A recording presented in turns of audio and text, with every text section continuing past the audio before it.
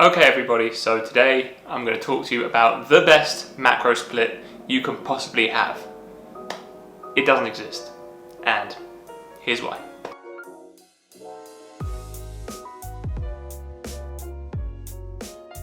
So in a Facebook group for nutrition coaches that I'm a part of, people are arguing about moving their carbohydrates and fats by 5% either way. Negligible differences, so I figured if nutrition coaches are arguing about this, everyone probably has thoughts about what they need to be doing with their macros. Now, let's start this off by saying doing your macros by percentages for a start is not a good way to go. You should be putting straight up numbers down and going off those and adjusting accordingly for the future, but that's probably for another video.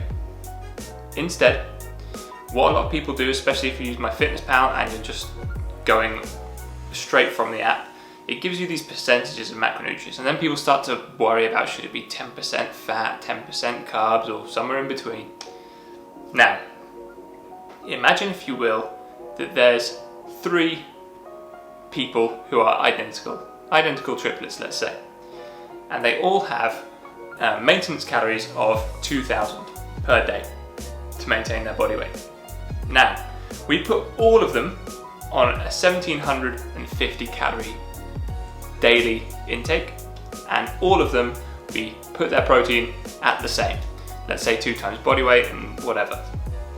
That doesn't matter. All their protein is identical. And then each person has an individualized protein, carbohydrate, and fat ratio. The protein will be the same, and the carbohydrates and fat change per person. As you can see by this chart, the thing that is the same on all of their diets is that they have a 250 calorie deficit every single day. So what happens with the actual food they eat is making no difference to their fat loss.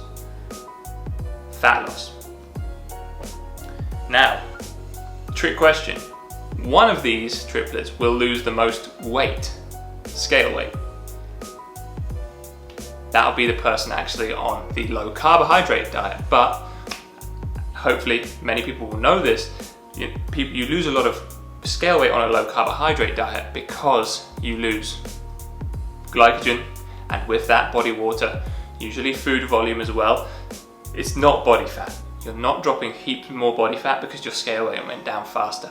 So yes, one of these 3 will lose more scale weight, but they will all lose body fat at the same rate, as they're all in that 250 calorie per day deficit. That's the real key takeaway to this, is once you've set your calories and your protein, the rest can fall where it wants. So how can you apply this to your diet and your nutrition moving forward? Simple. What do you prefer to eat? Do you like oats in the morning, or do you prefer avocado and eggs?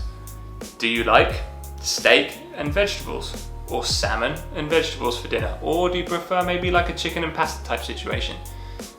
These kind of things will influence where you should bias your macros. Having said that, the numbers you set aren't set in stone either. So once you've set your kind of, maybe you've got, slightly more carbohydrates and fats, but one day you want to have an omelette and you want to have steak or maybe salmon fillet, that's fine. You can adjust accordingly down the track by reducing your carbohydrate intake that day and accommodating for some more fats. That's definitely possible. But in terms of setting your baseline, base it on what you prefer to eat, what fits your lifestyle and your tastes, and go from there, because at the end of the day, what you find easier to stick to is what's going to get you the results. And that is the real key to dieting success. As usual, if you found this useful, drop it a like, drop me a comment, let me know what else you'd want to hear, what other nutrition or exercise problems you're having, and I'll try and answer them in another video like this. Take it easy.